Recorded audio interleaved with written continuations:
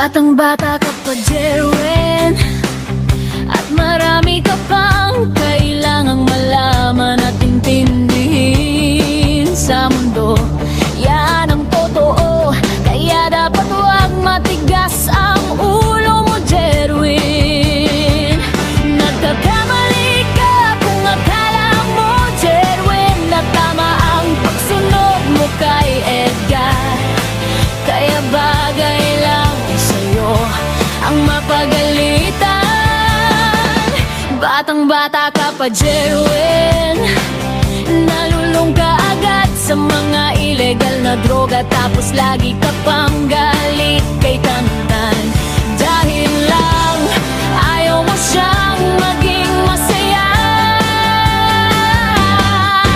Tanggapin mo na lamang, Jerwin, ang bawang katotohanan, na ikaw ay isang musmus lang na wala pang alam.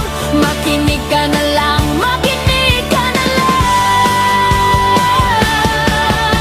Ganyan talaga ang buhay, si Jerwin laging napapagalitan, sapagkat si Jerwin ay isip bata at wala pang nalalaman. Makinig ka, Jerwin, sa payo ni Tantan, sapagkat musmus ka lamang at malaman ng maaga ang wasto sa kamalian. Pero hindi naman nakikinig si Jerwin. Batang bata ka pa, Jerwin, hindi mo inaamin na nagsusuot ka ng panty at sa kabra.